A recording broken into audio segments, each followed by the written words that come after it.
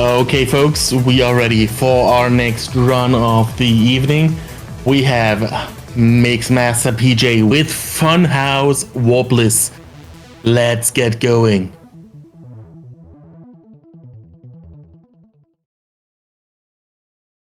Alright guys, my name's MixMastaPJ. I'm here with a retro NES game.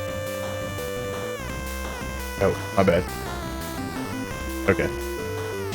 Hey, good evening, good afternoon, good morning, wherever you happen to be. My name's MixMastaPJ, and this is Funhouse for the NES. Joining me in the booth, a former runner of this game before SRC was even really a thing yet, we got Ninjembro. How you doing, Ninjembro? Hey, I'm doing alright. Excited to do commentary for this one, and excited to see how this run goes. Yeah, this game is an absolute blast. I really enjoy playing it. However, it does not seem to meet expectations of what people expect it to be. This is a Fox Kids TV show from a game show from the early 90s that had very similar mechanics to Double Dare, but there's no trivia questions in this video game. There's not a lot of variety in the puzzles and stuff that we solve, but it's still a fun game nonetheless, and I'm happy to share it with you guys here. But we got plenty of time to do some explaining, so we're going to get started here as soon as I hit the start button, which will happen in, let me get back to the title screen. 3, 2, 1, and go.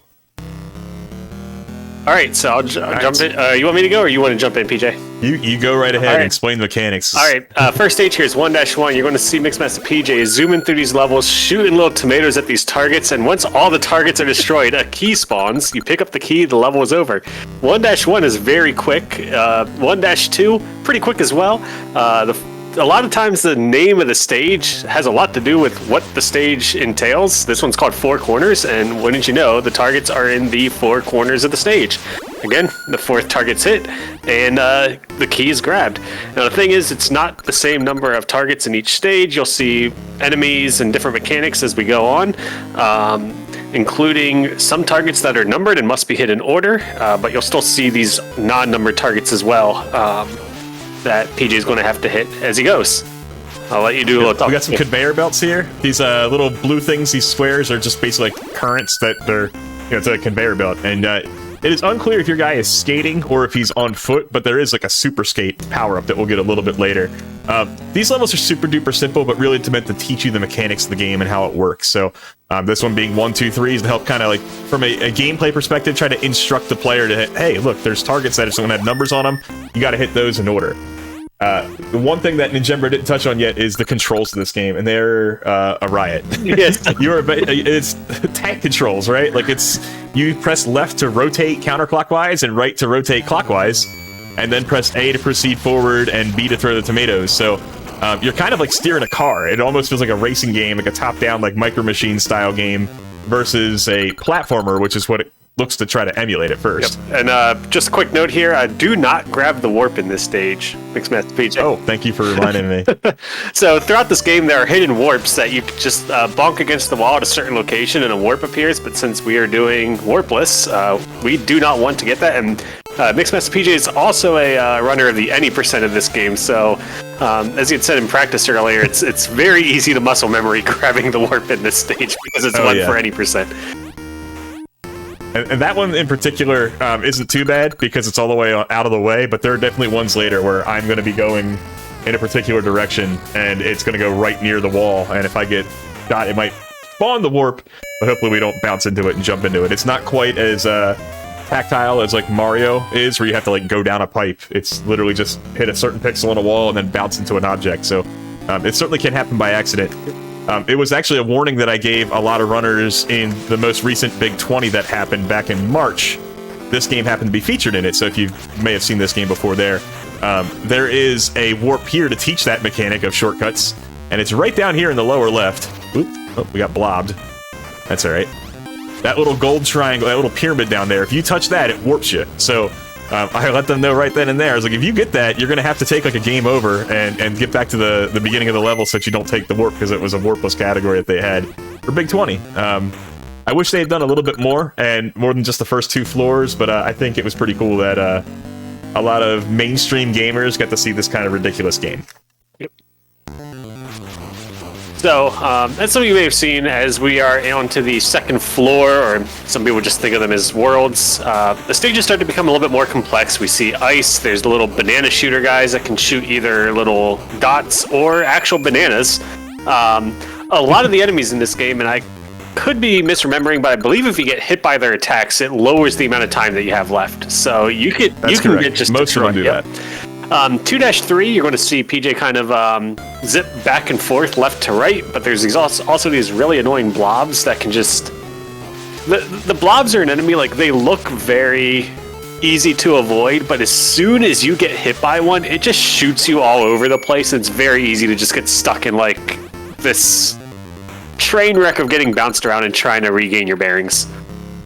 Yeah, and they also have the typical NES fashion square hitbox around a round object sort of thing there. So you sort of think that you're in the clear, but you might get hit by the corner of it, even though the pixel of your character didn't touch the pixel of the blob itself, like that. You hit just the corner of it, and it sends you flying across there. So even if it's not a direct hit, or seemingly looks like you got hit at all, it can definitely still push you around.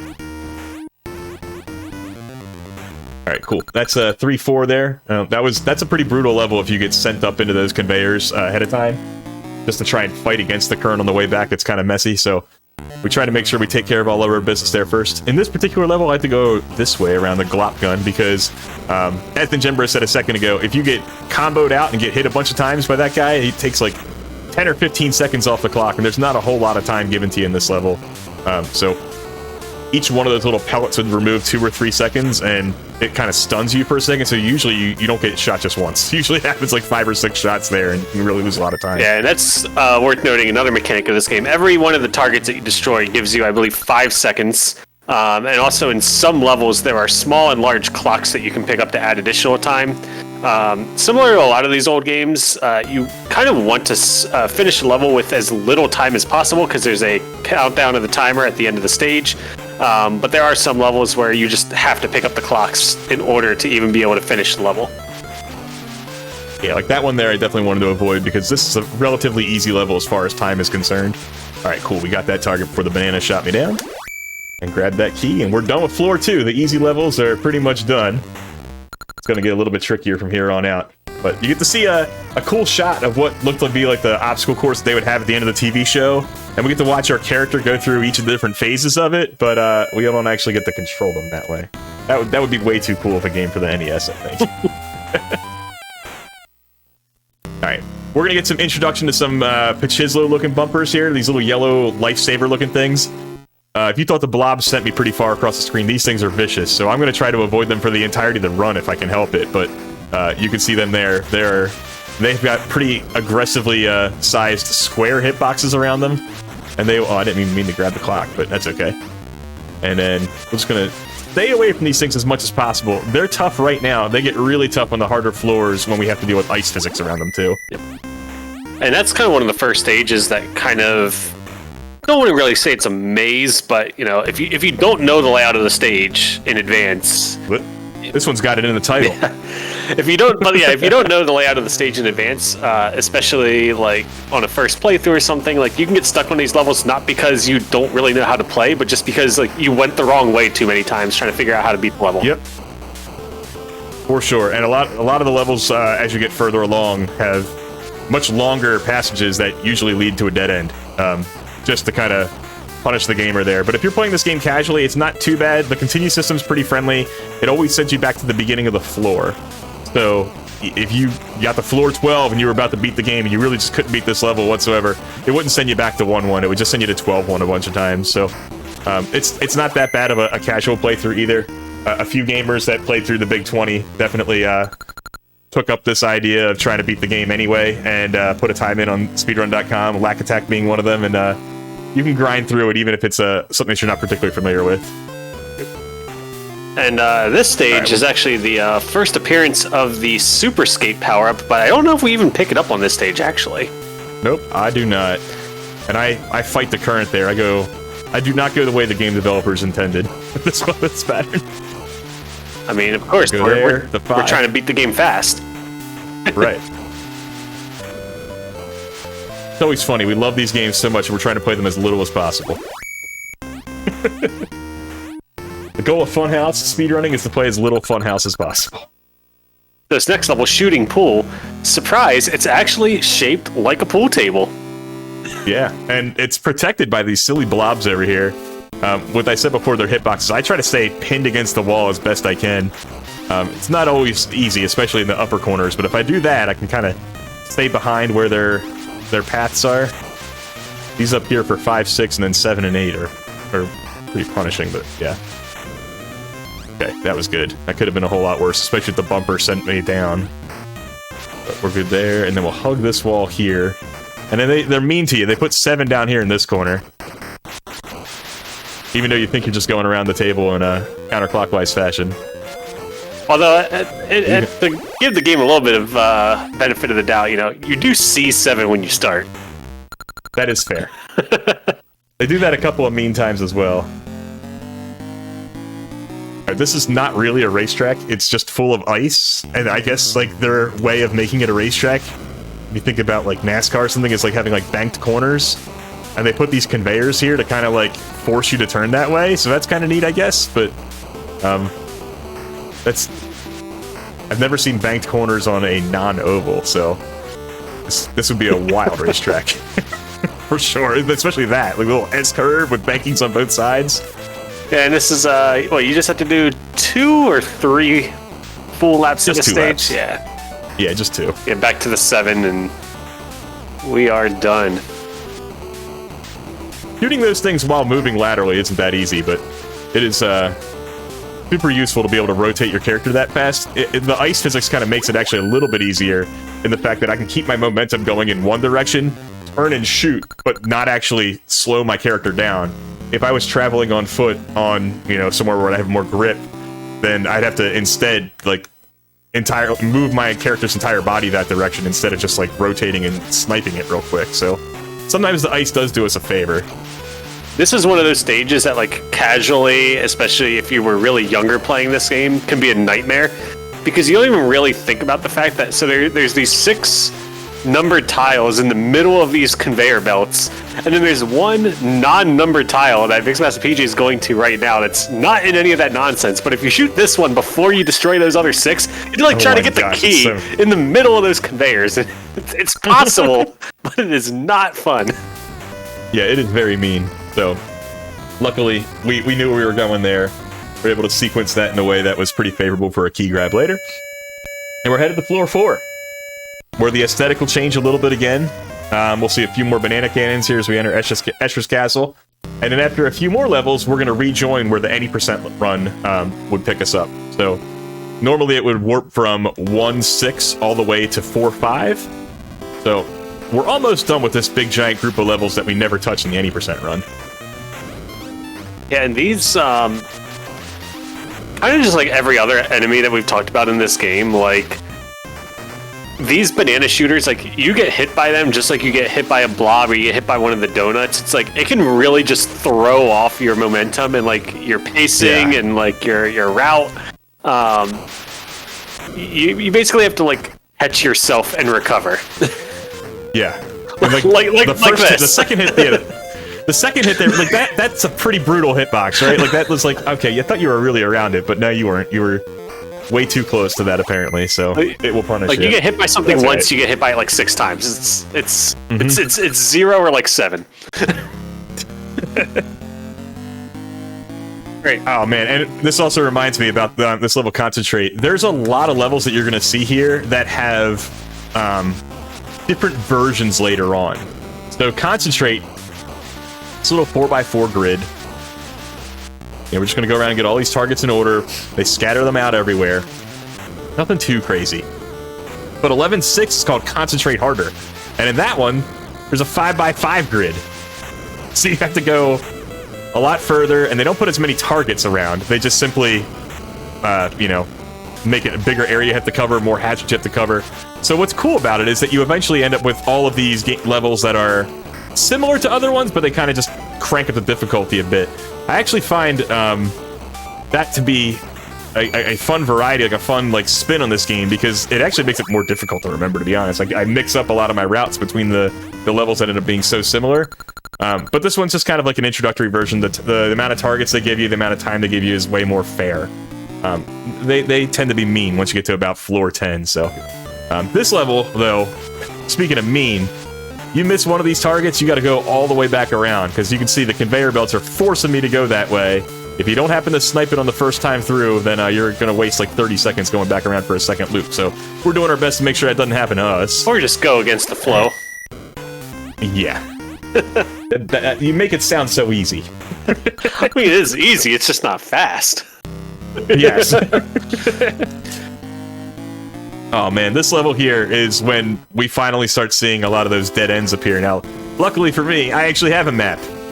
So, our player here who's stressed out about it, we actually will know where we're going here to get all these targets, but it is definitely this is a mean level to a casual player for sure, because there are a lot of routes here that make no sense whatsoever, and you're going really far out of the way and might not be able to find anything, but we know where we're going. And for such a large level, like, only 5 targets, so yeah. Not a lot of added time to get throughout this stage. Also, there's a warp in this level we got to be careful of.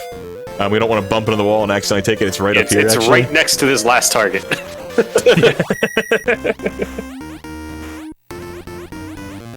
I do think it's funny they put a warp there, and then the warp from 1-6 brings you here. So they definitely did that intentionally so that you couldn't, like, chain those two particular warps together. Like, that was a conscious choice by the game designers. Yeah, a good one, I think. Makes the route a little bit longer. Yeah, they were definitely thinking about speedrunning this game, like, 25 years later. Maybe not speedrunning per se, but they still wanted to make sure that you weren't going to play, like, 4 levels to beat the game, right? But yeah, this is where the 80% run picks back up. This is a pretty tough target to grab here, or a key at the end, so you try to go over this little blank space, and it gives you a little bit of a boost to run against the current, because there's no conveyor underneath where that target used to be. But that tends to be the tricky part of levels like that. It's not so much the shooting of the targets as you're going by, but the grabbing of the key afterwards. So making sure that you're fighting the current, and that way when the key is actually spawned finally, that you're in a position to grab it. Yeah, so this stage, Connect the Dots, is a fairly standard stage, if I'm remembering correctly. There's a couple number ones here to get them in the right order, but other than that, it's just a lot of regular targets. There's a really long hallway that goes basically nowhere. Yeah.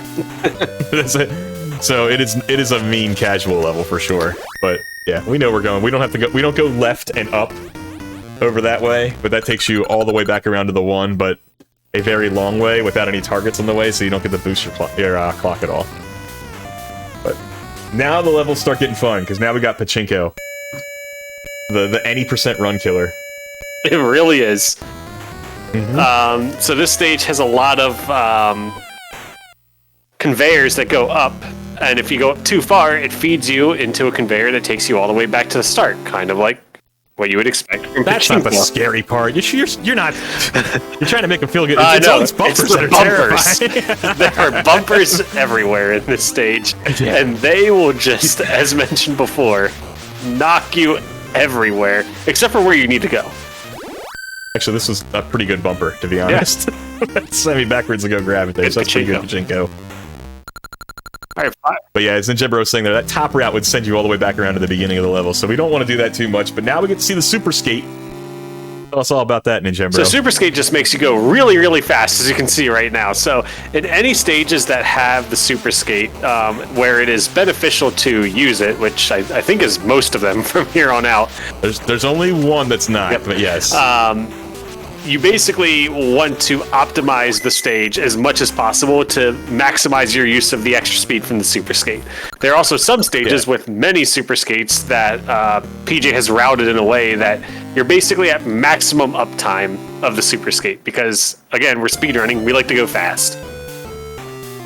The thing about the Super Skate is some of the levels that have multiples, they don't stack, and they just have a time limit on them, right? It's like 10 or 15 seconds or so. So realistically, you're trying to make sure that you grab the second skate, like, just before the first one ended. You don't want to grab both of them right in a row, because then it's like, all right, well, I used 1 second of the first one, and then I grabbed another skate, and it set my timer back to 10 seconds. I only got 11 seconds of speed boost out of these 2 skates. So you try to optimize when you're grabbing the skates if that's the case. And another thing here that we didn't really talk about with the skates is how much it affects your tomato throwing.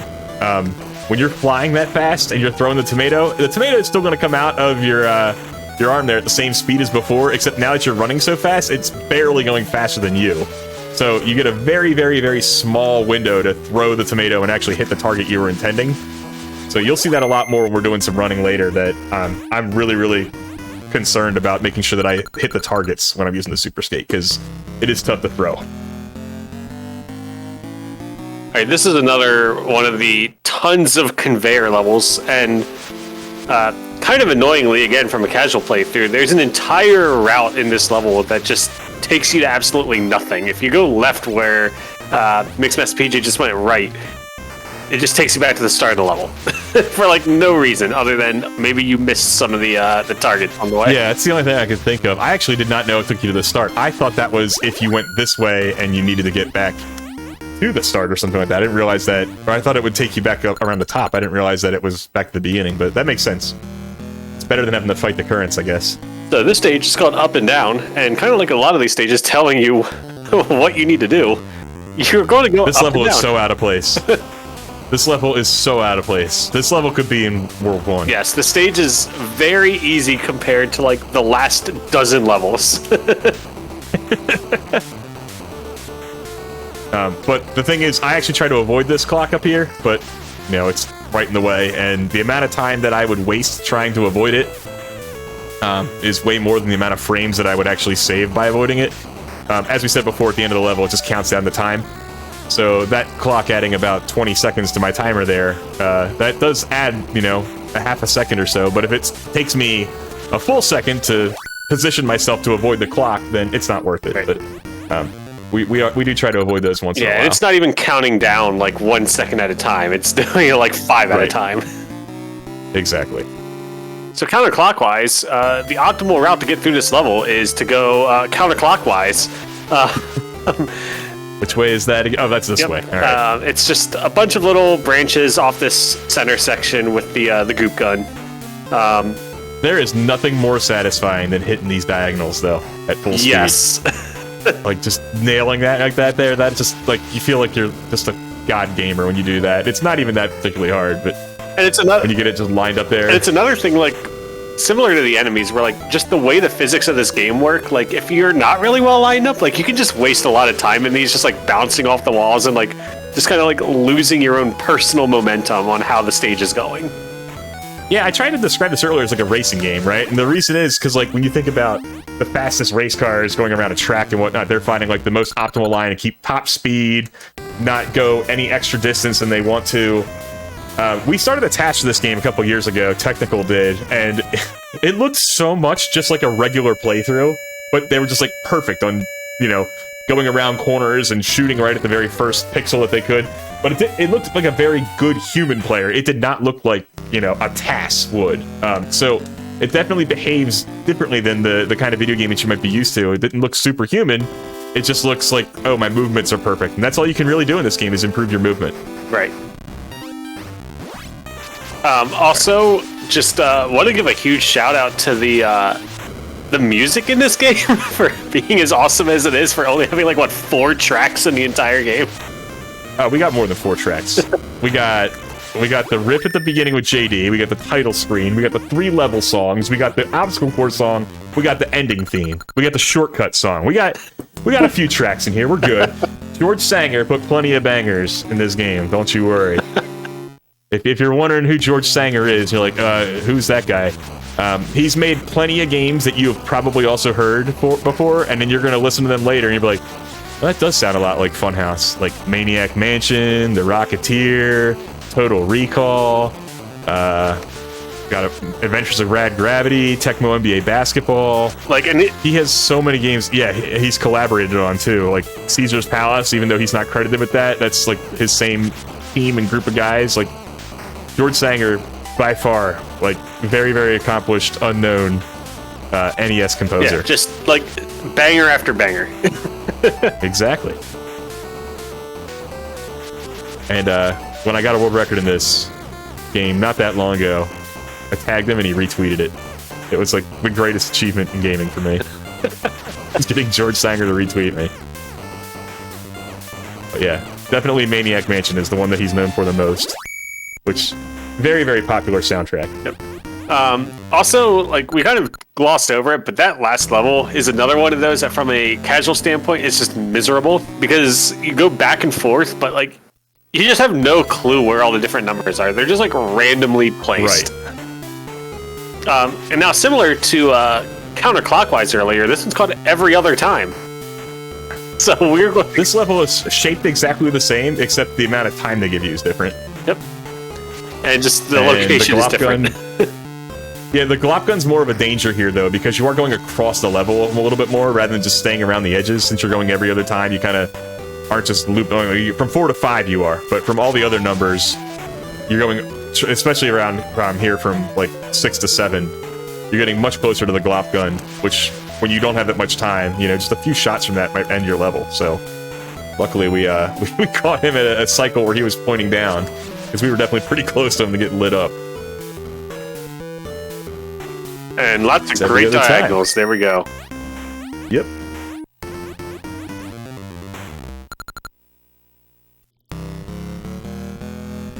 Alright, remember. That was a big plus. Up, down, right, left.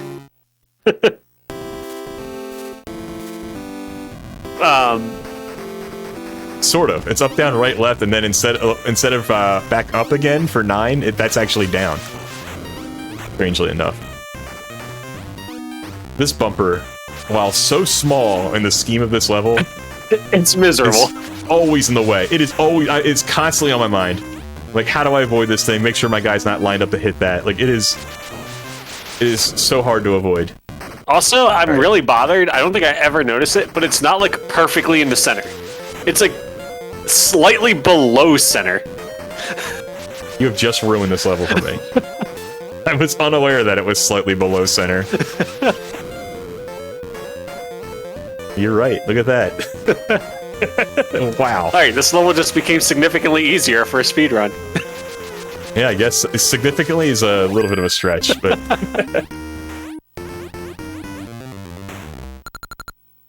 Alright, here's where we now derail from the any % run, because there's a warp in this level that will take you all the way to 9-1. Or sorry, 8-5, and we have to play all those levels, because we're gonna complete this for Completithon. Yep. And grab all these targets. Lots of goop guns in the stage.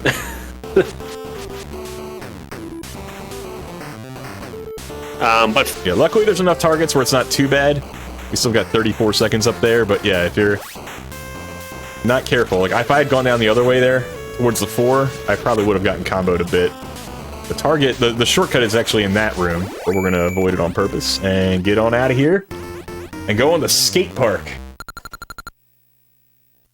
This level's got so many conveyors. This is gonna be the first time you really see me fighting the conveyors, especially to get the key at the end. There's no other way to get to it but to fight the conveyor belts here.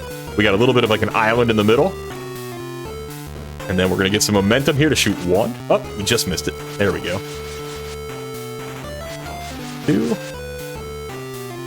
And 3 is over here. And 4, and then 5, strangely, is back up here. Try to confuse you with that.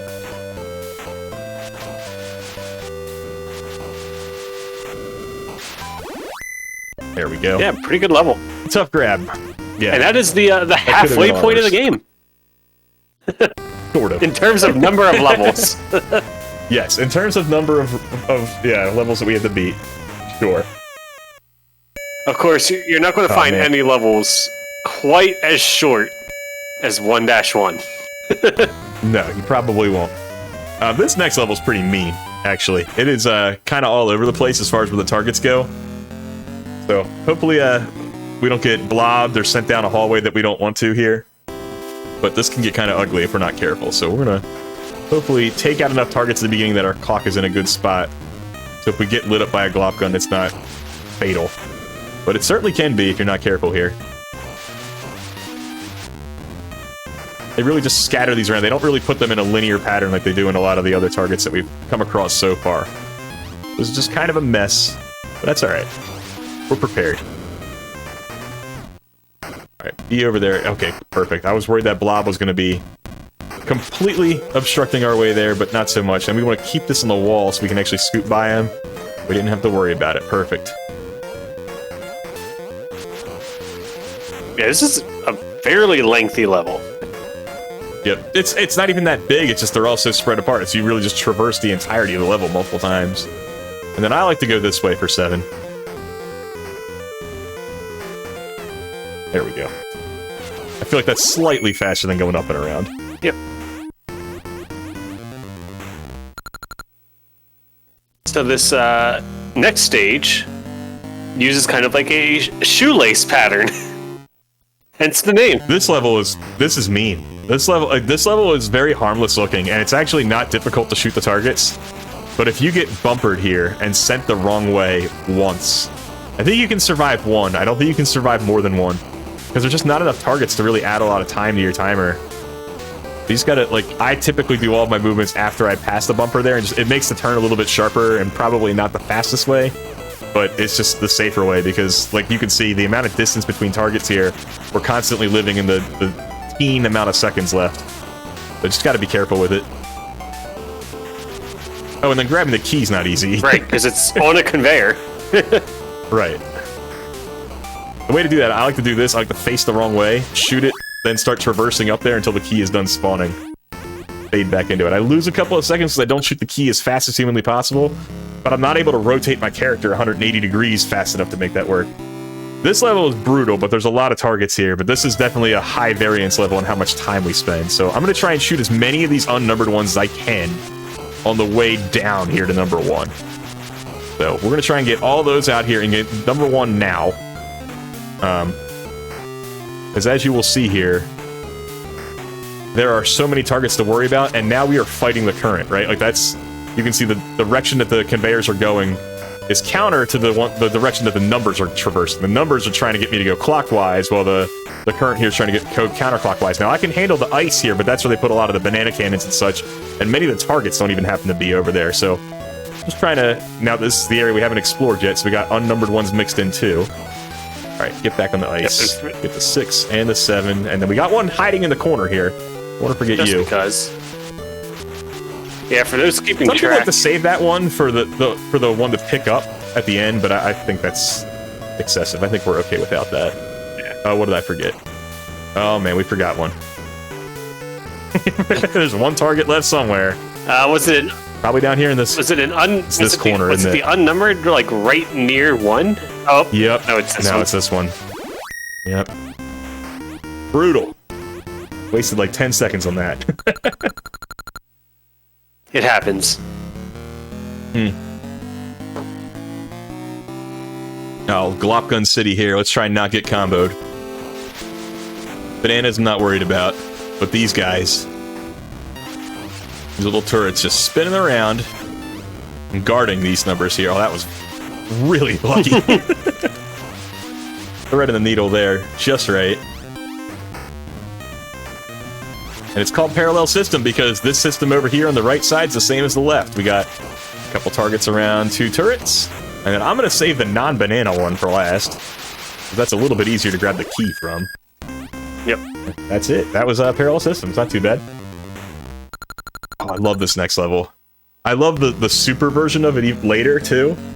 But this level I just think is so cool. There's no way back to the beginning in this one. So if you goof up, you're just punished.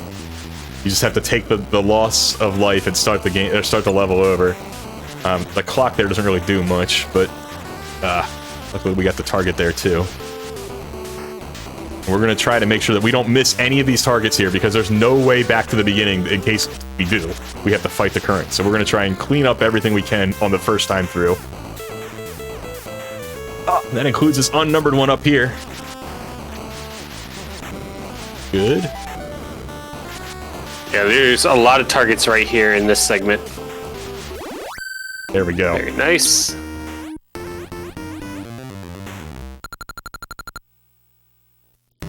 That could have gone a lot worse. This is... Alright, sadly not like the NES game, but this one's pretty fun. We do have a bunch of targets here at the beginning against this current that we just want to make sure we snipe before we get too far away from them. Like that one. We got it just in time. No. I tried to limit the amount of tomatoes, too, because when you throw too many tomatoes, you end up limiting the distance they can travel. So I was trying to snipe it with just one, but it wasn't perfectly in line. But that's okay, because they give us... They hide it from us, but they hide a super skate here. We can get back to the beginning to get to number 7 super fast. Again, that extra speed. Yeah, but now we're on ice with super skates. I don't even know how that works. You ever rollerbladed on ice before? I don't think that works too well. Floor 7, done. Alright. Yeah, we're done with floor 7, and while we're here to see the animation, just want to remind everyone the great cause that we happen to be playing games for this weekend. To Somos Familia Valle. The Tiltify page there is there linked in the chat, as well as I believe in the description of the channel, raising money for LGBTQ stuff in California. I was about to ask if we have time for some messages, but thank you for doing my job for me. Yeah. You got it, man. So yeah, Completithon is raising money for Somos Familia Valle, a community-based organization created and led by local, low-income, first-generation college students who are LGBTQ plus people of color in the San Fernando Valley area in San Fernando, California. Somos Familia Valle organizes for intersectional LGBTQ plus liberation through transformative dialogue, advocacy, and civic engagement. Also, several members of the Completithon team also work on staff for No Glitches Allowed, which is an event that features glitchless or no major glitches speedruns. This event typically takes place in the spring. Feel free to follow us on this very Twitch account, because that's where No Glitches Allowed has its home. And at No Glitches on Twitter, and not X, yes, it is Twitter, as well as join our Discord for announcements so that you won't miss when our next Completithon event takes place. Back to you two. And awesome commentary so far. Ninjembro doesn't use his Twitter, but I tagged him in it anyway today. Although, someone told me the other day they're not even called tweets anymore, they're called like Zeets. Although I did notice that in a tweet the other day, where I got a notification that said someone reposted my tweet. Yeah, the fun thing is... or no, it's called repost, but it says retweeted still. Yes. I don't know. One of them's mixed up. Yeah, they are called reposts, but the still says retweet, and it's a mess. Incredible. Yes. Just incredible. It's a complete mess.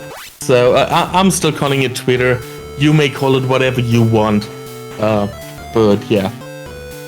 Twitter's still great, I think. It is what you make of it. You get to pick what you see in your feed. You get to pick who you follow and stuff. I don't like how dependent my life is on social media and stuff, but we speedrun, we share a lot of the things that we find and things that we're accomplishing and whatnot on a lot of these platforms, and between Twitch and Twitter and Reddit and stuff like that, and YouTube, I think we got a pretty great thing going on here, even if we're not a big fan of a lot of the social media and pieces that come along with it there, so hopefully it doesn't crash into the mountain too soon. You ever accidentally gone the wrong way in that level, Ninjembro? I certainly have. It's so easy to just go left at first, and then it's just like, oh cool, your level is over. You went the wrong way, doofus. There is no return once you go up there on the left-hand side. Oh, there's a new route in this level. New route? New strategist drop? There's a new route. Yeah, there's a new route in Double Helix. You're not gonna believe it. It's so ridiculous. You're like, 7 is all the way over there. And it's called Double Helix, so shouldn't I just make this level look like a, Double Helix, like a piece of DNA or something? Well, I got news for you, buddy. Rather than go fight those banana cannons, we're just gonna fight this current. Because it's slightly faster, and we get to avoid the blob, and we get to show up right here at number 7 anyway. Excellent. And it's just slightly quicker. Isn't it fun when the things that look slow are actually the correct strat? Yep. Back on the any % run. Alright, this level's called Tiptoe, but because we're speedrunning, again, not tiptoeing. I'm probably gonna tiptoe. Okay. This level's tough. Oh yeah, this level. Right. Okay. Yeah, this level, like, if you get hit by, like, anything, this level is, like, it's not over, but... Oh, no, gosh, there it is. I overcorrected just a little bit there in that angle. I saw I was going towards the right part of the conveyors and just turned it a little too far left, but that's all right. So as you all can see, there's just a bunch of the bumpers, a bunch of banana shooters, and just tons of conveyors. You don't actually need to go into the conveyors at all, other than I think at the very start of the level, like get onto that center area. But once you're there, it's called tiptoe for a reason. You tiptoe through the level in order to not get knocked into all the conveyors and just like lose your place.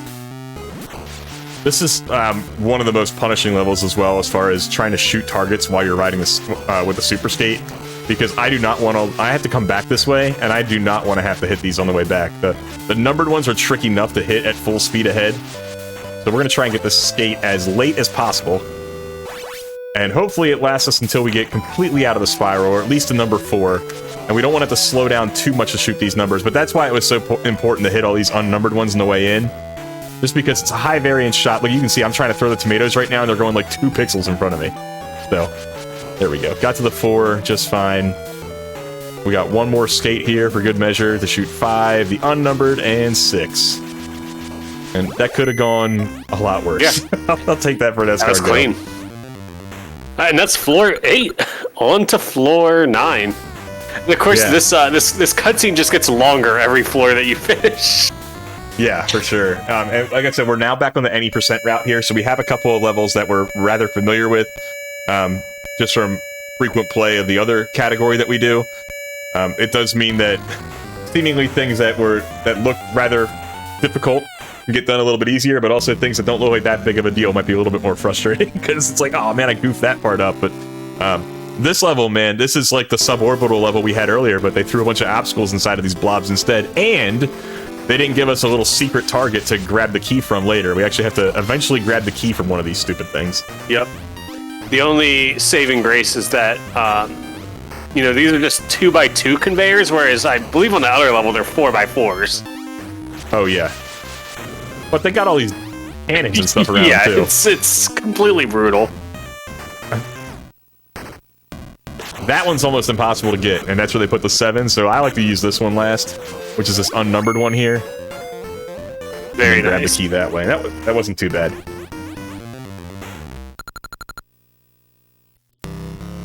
Alright. This level's called chess, but it behaves way more like checkers, because we're going to be spending most of our time just on the non-conveyor squares, and it's just a checkerboard. They put all these unnumbered ones at the bottom, and they put all the numbered ones at the top. And I guess that's enough. That's enough of a reason for us to call this one chess. I like to skip that one because I'm going to hit it back here in the diagonal anyway. I gotta watch. That blob is always in the way. I've never gone through there and been like, oh cool, the blob is all the way on one side or the other side, so I can just go through it. No, it is always in the way. Also, shout out to the game developers, like, putting 8 targets on the top, but for some reason 9 on the bottom. Oh yeah, had to throw that wrench in there just to try to. Oh my gosh. More times that I need to shoot that thing. Jeez. Yeah, that's a cool little wrinkle. At least they didn't like hide it in like a trapdoor or something like that, I guess. But yeah. Right.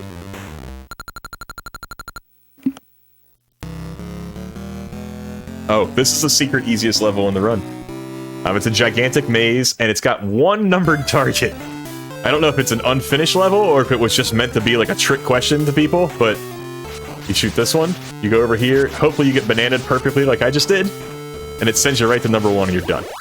It really does feel like a very unfinished level. You guys should see the map for that level. It's insane. Yeah, the map for that level is insane. I mean, to be fair, this level is so long.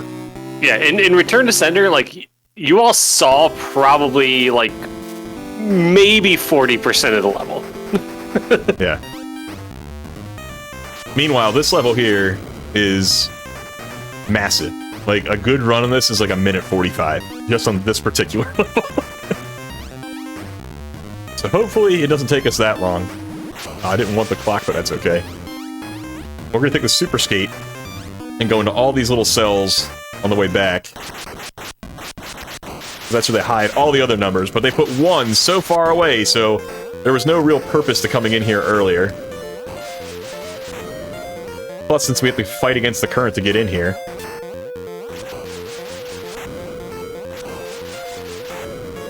And you know what's really mean? You think, oh, I should go in this room then next. Nope. They put 3 over here. So that you have to get...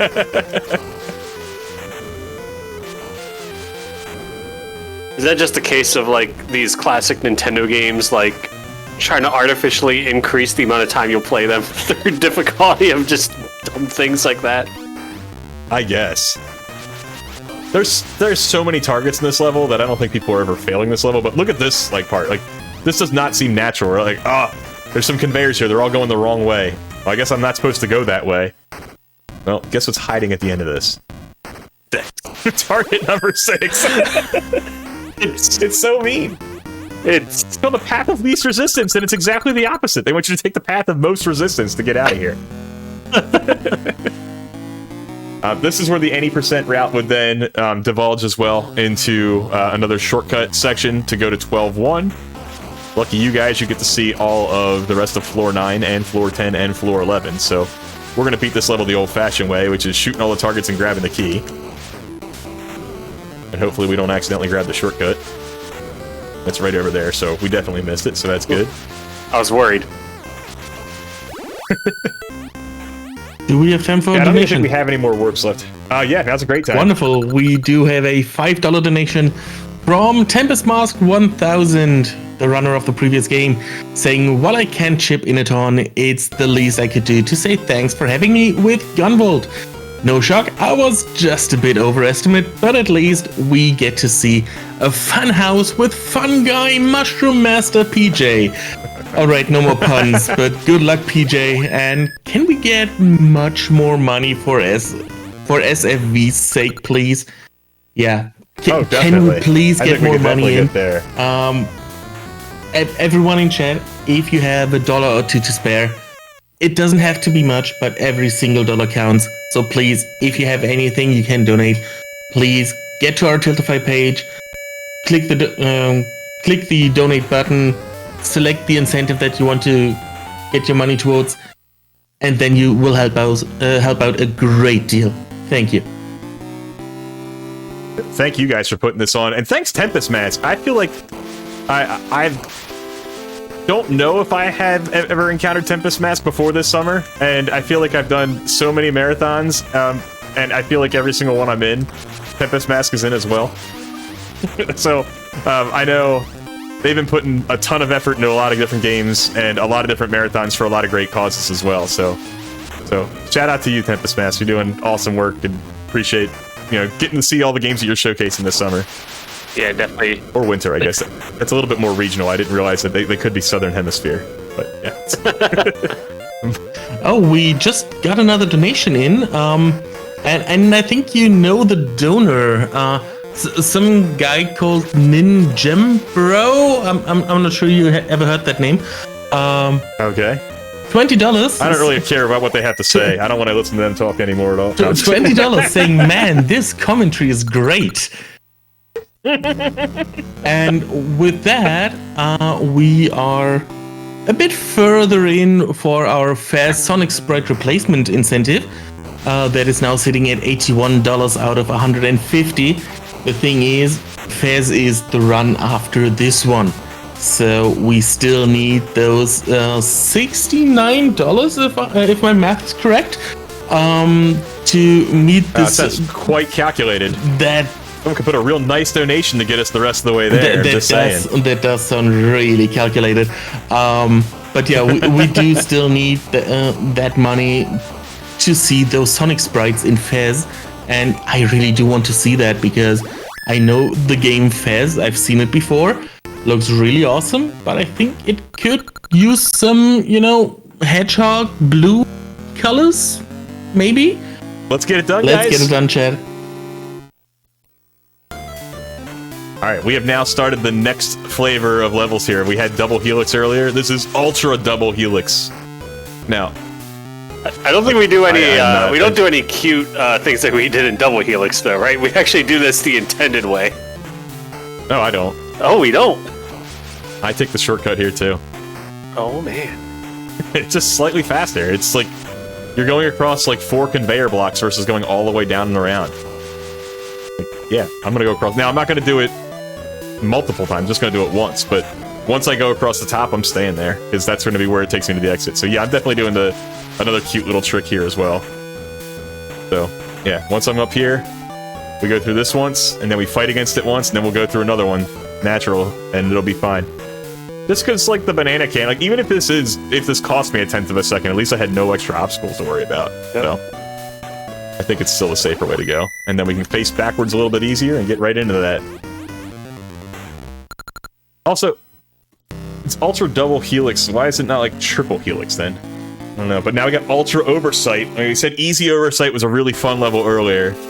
This is going to be equally punishing. If you goof up, you're losing a light. So, we got to nail all these the first time. Whoa! Oh my gosh, that was clutch. I thought you were at the fight a little bit. This is the tough one, though. This is the brutal one. Oh. 2 is the worst one, because it's all the way up there on that edge. Now, you can go actually all the way around and get the 2, but it costs you too much time, so we're just going to snipe it right here instead. That's alright. We got it. We noticed we were going to miss it right away. That's naturally one of the trickiest ones to grab, so I was prepared for that one. 5, on the other hand. There we go. Get the unnumbered one, and then shoot down here, so we can take that one out. And then that other one has a conveyor belt that just shoots you into a wall. Oh my gosh, I missed 6, really? Just making it rain tomatoes and did not like it. Oh my gosh. There we go. Luckily they put 9 in a spot that's an easy place to stand. If they put that on a conveyor too and it made you go all the way around, that would be pretty brutal, but yeah. Right, the next stage is actually not a rehash of a previous stage. No. That Ultra Oversight did knock us from world record pace in Gembro, so we're gonna need to pick it up if we want to get back to it. But we were a few seconds ahead of world record pace, but now we are about 8 or 9 seconds behind. So we need some magic here to happen. We're trying to get a Completithon world record, but that's all right. Still plenty of other good things happening besides Funhouse. All right. Remember where you guys saw 6. That is the toughest target to shoot here. Because of how fast the targets then send you to the right, that you are not able to position yourself to shoot that there. So we're going to really make sure that we're going down as far as humanly possible and can shoot 6, because that is really, really tough.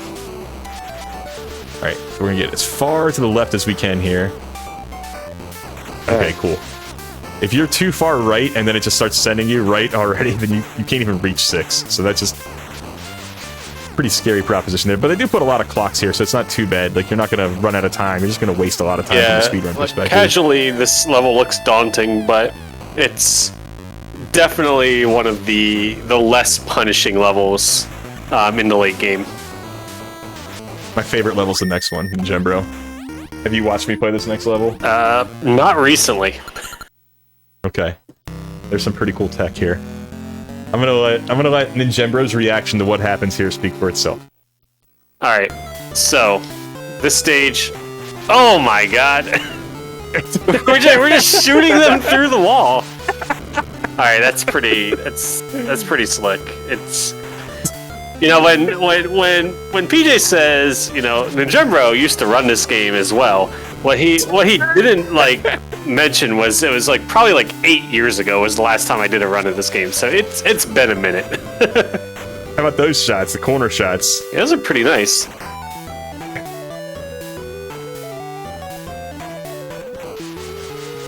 And get that super skate so that we can kind of move a little bit quicker through the later part of the stage. Just one more target to hit here right at the end, and that's floor 10. Yeah, that's why that's my most favorite level. There's just so many things that you get to do in that level that you don't do in any others.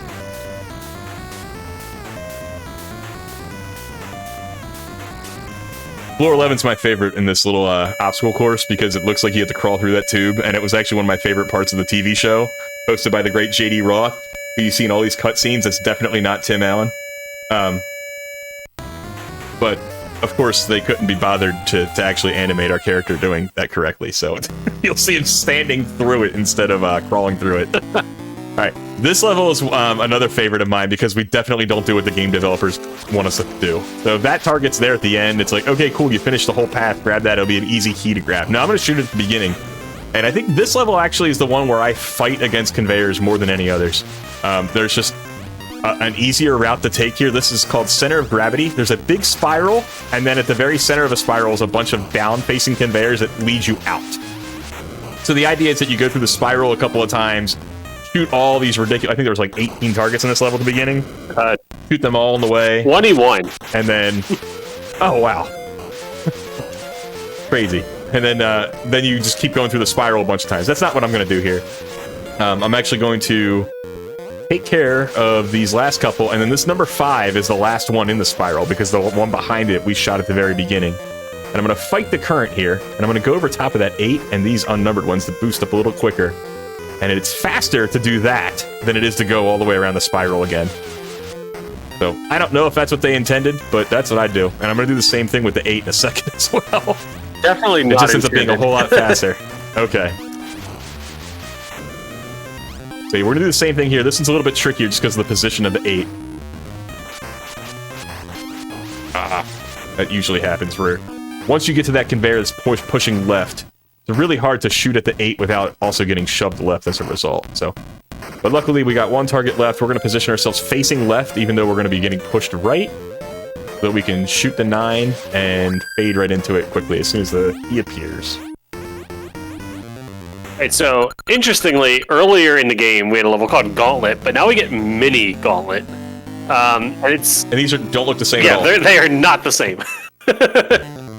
Yeah, this looks a lot more like Ultra Gauntlet that we'll see in 12.5, and you also saw in the demo of the game, which is weird that the demo of the game includes the second to last level, but... Yeah, like, so many people saw that level in the demo reel and never got to it. Yeah. I actually find this level to be way tougher than that level, too. There are way less clocks in this level to try and, like, make sure you beat it. There's some scattered about, but there's plenty of glop guns and banana cannons to ruin your time, even if you're trying to pursue those things. So I try to just stay out of their way and get from one side to the other, but the clocks are nice insurance. The last level has this hallway in between them that is much, much longer, but like I said before, they include a lot more clocks, so it's a little bit more insurance in case something does go wrong. And we don't get to hear the entire George Sanger Track 2 guitar solo in this version, but we do in 12.5, so... Is that the only stage where you get to hear it? Yeah. Yes. I mean, it's a long track. You get to hear all of track 1, or level 1-4 through Path of Least Resistance. That's pretty good. And you get to hear all of, well, ironically enough, Commuter Game. Through Ultra Commuter, we get to hear all of track 3, but we don't get to hear track 2's entire loop until 12.5. So I'll make sure that we're quiet so we can listen to George Sanger's banger there. Alright, we're gonna need to skate here soon. We need to get the 3 and the 4 over here.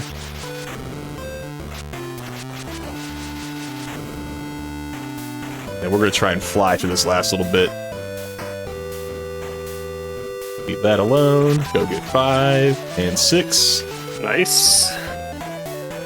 Yeah, that can be brutal if you just like hit one of the corners of the wall and start bonking everywhere. Like that, but we saved it. Yep. And then just a little bit down through this conveyor a second time, back towards the start. 9's right where we started.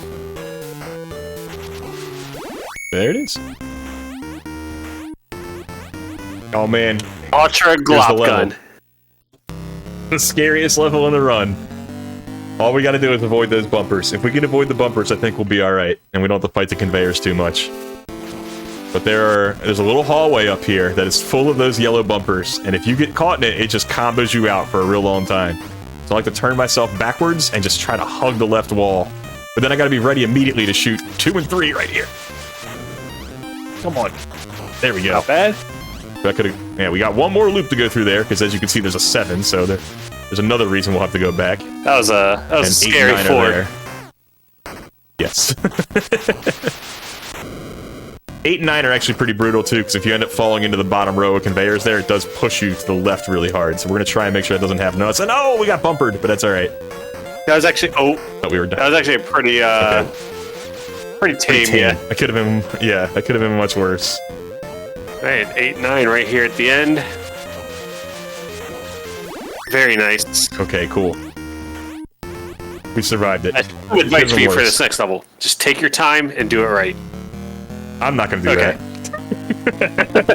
This level is actually really mean, too. This is definitely a continue eater for the casual player. Don't go that way. Even though the conveyor says go that way, don't go that way. Then your run is over. Yep. Same thing. This one's just like, don't go down here. Well, then you're never going to hit number 2. Even though it's going against the current. All right, so we got to take care of 3 and 4. And then it says that has the conveyors going to the left, right? You want to go... No, do not go left. Oh my gosh, we went left. Get out of here. All right, good. You got to go against this current, even though it seems like, why would you want to go up here? Well, this is your only way to the top half of the level, where 5 and the unnumbered one and 6 happen to be hiding, so... Hit these. Don't go down there. Just hit the target first, and then... Oh my gosh. Get out of there. Wow, we dodged that blob. Somehow. And then fight this current. Go get 6. Where are you? Where are you? Oh, you're hiding all the way up here. Yeah, some of these late game level designs are just completely brutal from, like, just the standpoint of you having to do things that you wouldn't think to do. Yeah, they're just so mean. All right, concentrate harder. Here we are. It's actually 6x4, not 5x5, but yeah, it's massive compared to the 4x4 level we did earlier. A lot of targets, a lot of numbers scattered around here, not in a particular pattern. You just got to know where to go. Yep. And this is one of those levels where it's just, like, super helpful to just have a map. I mean, if you have time to stop and read it. Right.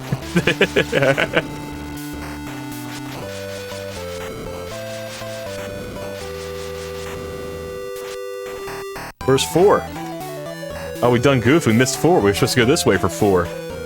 See, that's what I'm talking about.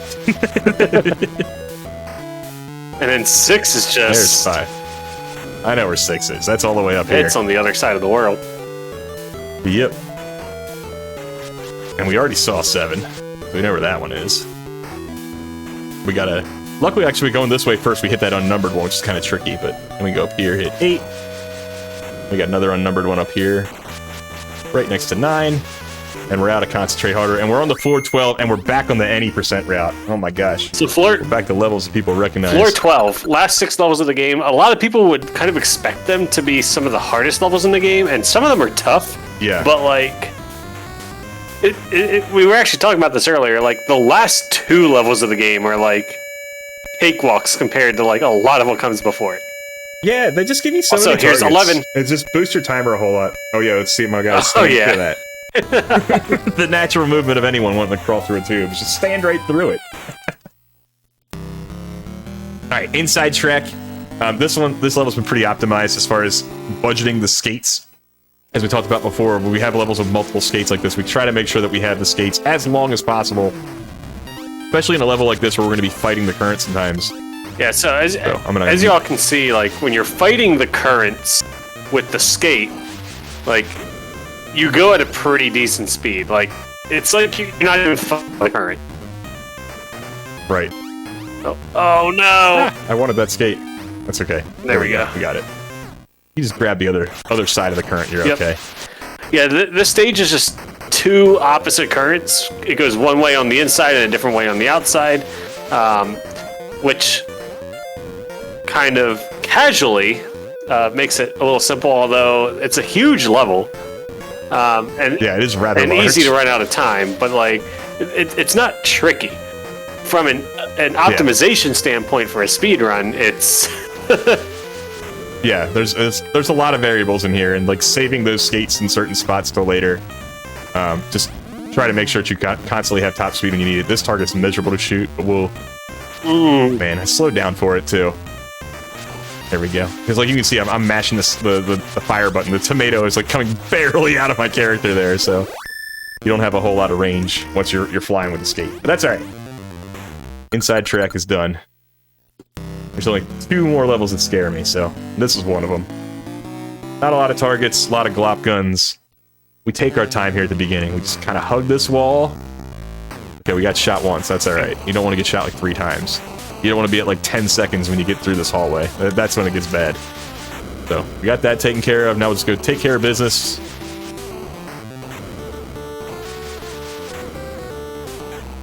And then watch the hitbox here on this blob. Okay. And then we'll try to do a quick U-turn here with the bananas. I'm surprised that didn't hit you. Kind of wanted it to. Alright, and then this one we always go for the right one first, because it's tough to grab the key when it's over there and they're shooting bananas at you. But not so bad over here. Alright, 4 levels left. This is probably the scariest one. Not a lot of targets in this level. Ice physics, bumpers, blobs, the whole works. Yep. And not a lot of time. Yeah, this stage only has 4 targets to hit, but it is, as PJ said, there's just a lot in this level, including some bumpers that you just have to, like, barely get through to get to some of these levels, but there's also these banana shooters that are just, like, trying to mess everything up. Yeah, this level was... Wow, that was a very good 12-3. Yeah, that was real nice. Yeah, the donut bumpers you can destroy, but obviously it's kind of slow to destroy them because you have to stop and, like, shoot them, what, like 6 or 7 times? Yeah, and then if you actually go off the screen, like if you get bumped and try to come back, their HP's reset. So it's even more brutal than it seems. It's like, okay, I got hit, let me go back and finish the job. Nope, they're reset, they're back at full health again, so... Really not fair. But that's why that's the toughest level, and this one's not. Yep. Enough targets in here, just a little bit of a maze. We gotta go against the current a couple times, but nothing crazy. A little weird key to grab here, though, with the conveyors facing into each other. I kind of wondered what that would look like. Somebody wheel a bunch of treadmills in the gym, put them back to back of each other, and throw some things on them, and show me what happens. Alright, we got Ultra Gauntlet here. Do we have time for a donation? It's the easier gauntlet. Oh, Yeah, yes, do. please. We just got a $50 donation from, and I will butcher this name, I'm pretty sure, from the Rs Third, I think. But yeah, that one goes towards the Fast Sonic Sprite replacement. We are just $19 off. Come on, Twitch chat, please. The good thing is, We can get those Sonic Sprites for $19.99. One-time donation. Let's go, guys. if we get those Sonic Sprites met, we also hit $800 total. Please, Twitch chat. What? Please, Twitch chat. If the Sonic Sprites are not enough of an incentive for you, make it the 800 flat on that donation counter, and we're golden. Come on, we can do this. We don't have much time left in this run, but you can do it, Twitch chat. I believe in you. Yeah, we got 2 levels left, and we're halfway done this one, so really 1.5 levels left. Yeah. But Oh, we got a George... How about this? $19 for this George Sanger guitar solo. Let's get quiet for that.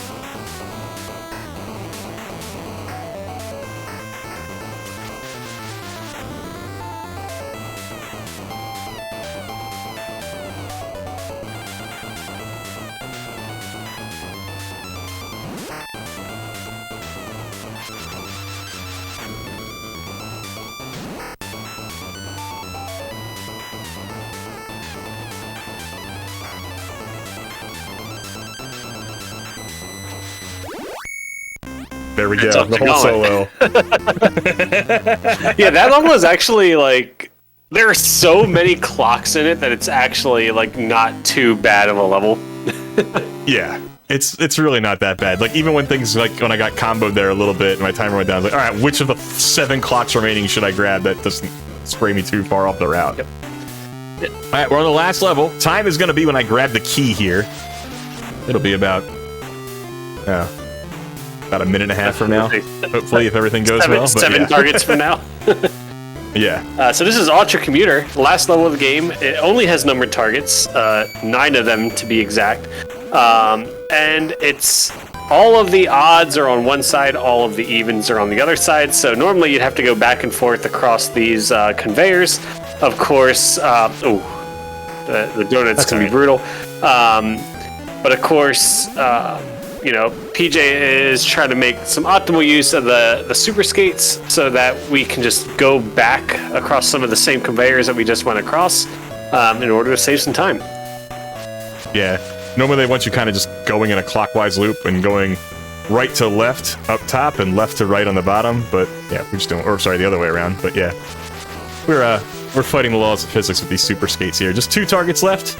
We're gonna go shoot 8, grab the skate, and come back the same way for 9. Like I said before, time will be when I grab the key. So let's go shoot number 9 and grab that. And there it is. And time. That was pretty good. I think it was right around 108. That would have been world record like last month. Yeah, good run. Yeah, we'll take that. I think it's still like 13, 14 minutes ahead of P2 on the leaderboard, so. Man, that's a pretty good run. We'll take a 108 for sure, all day. And now you get to see the 5 people that made this game. We got to go through the entire obstacle course. My guy's all the way back at the top. All right, dude. In typical NES fashion, we get like 3 scenes here. I don't remember a second player, but I'm glad that this person's high-fiving me, even though we appear to be on opposite teams. Okay, fair enough. A couple cheerleaders, they look like they might be related. One of them looks way happier to be there than the other one. And then finally, like I said, we get to see the 5 people that made this game, including the legendary George Sanger, making the great tunes that you've been hearing this entire run. Hope you guys enjoyed Funhouse. Like I said, it was a part of the Big 20. A lot of people have been running it recently to try and get some times up there because they had some exposure to the game. But it's a cool, fun little platformer, a little puzzle tank control game. It's really unique. There's not really a whole lot of games like it. Smash TV comes about the closest, and even then, like, it's nowhere close as far as movement and speed goes. Smash TV is way more of a shmup than this thing is. So I would absolutely recommend people just playing it and having fun. Like, this is a game I've had plenty of hours with. I think Ninjembro as well, since we were kids. I definitely owned this game growing up. But yeah, thanks so much for having me, guys. And we are so close. I don't know if we're going to GDQ style stall in this intermission to make sure that we get this $19. So help us out. Let's get that last $19 and some Sonic sprites there in for Fez. So appreciate you guys for having me, and I'll catch you next time. Thanks so much. Thank you so much for the run. Wait, when you said this was tank controls, I was like, how? How do you do this with tank controls? But yeah, it was amazing to watch. So we will be going into a quick intermission for setting up for Fez. Now's your last chance to get some money in towards that incentive. And how many viewers we got? 24 right now. Everyone put in 45 cents and we're there. Yeah, absolutely. 45 cents a person. Let's go. Absolutely. So this was the end of my shift. I'm gonna sign out after this run when we are in intermission, and lab member will be your host for Fez, and I think the runs after that as well. So let's let's make him a gift and get those last few dollars in. But now let's get into intermission. Thanks so much.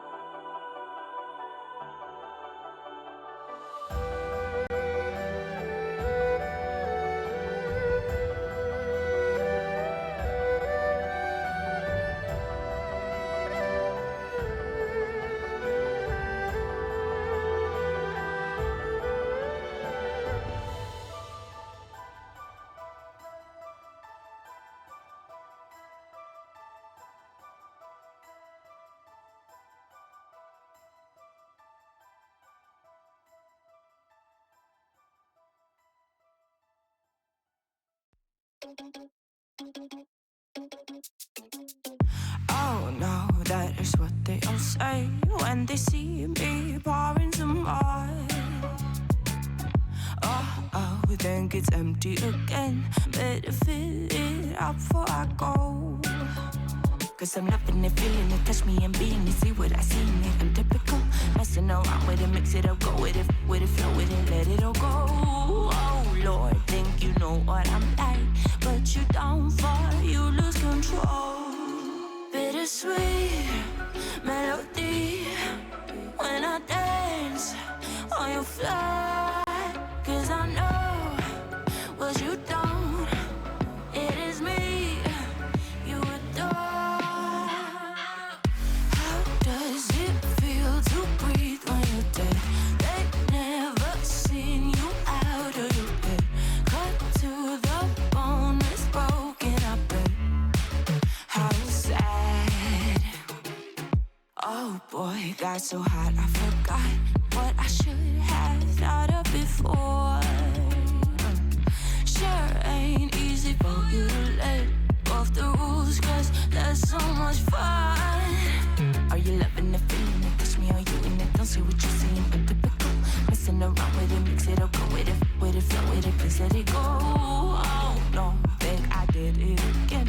I said a few things that I shouldn't have done. Well, bittersweet melody when I dance on your fly. Cause I know what you don't, it is me you adore. How does it feel to breathe when you're dead? They've never seen you out of your head. Cut to the bone, it's broken, I bet. How sad. How does it feel to breathe when you're dead? They've never seen you out of your head. Cut to the bone, it's broken, I bet. Now come alive with me and quit the jealousy. I know you're bored, I know it's boring me. Now come alive, baby, get out the grave and yeah, I know you're bored. How does it feel to breathe when you're dead? They've never seen you out of your head. Cut to the bone, it's broken, I bet. How sad. How does it feel to breathe when you're dead? They've never seen you out of your head. Cut to the bone, it's broken, I bet. How does it feel to breathe when you're dead? They've never seen you out of your head. Cut to the bone, it's broken, I bet. How sad.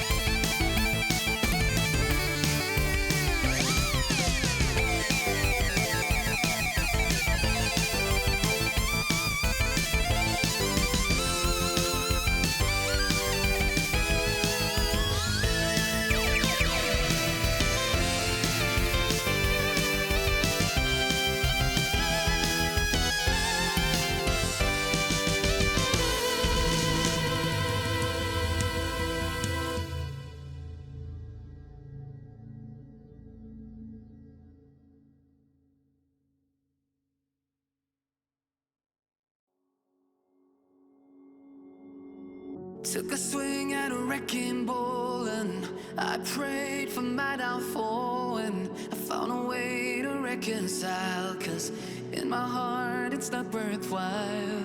It's a bloody battlefield where some go down, others heal. In the end it's all the same. All you can do is play the game. Oh, do we say goodbye? Refuse to question why. I'm sad to say I'm sorry, so lie. Pretend that you're okay. Swear that you will stay. Keep trying for one day. I'm sick of all these lies. Don't care if I capsize. There's nothing left for me to hide. Don't wanna live a lie.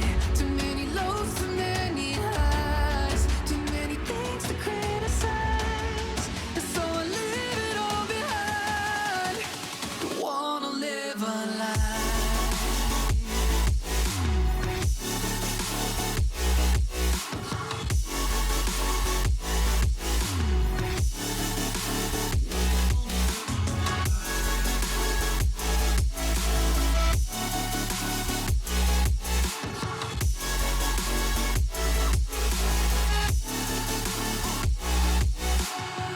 Life kept spitting at my feet and forced me down a dead-end street, when all I had went up in flames, burning only dark remains.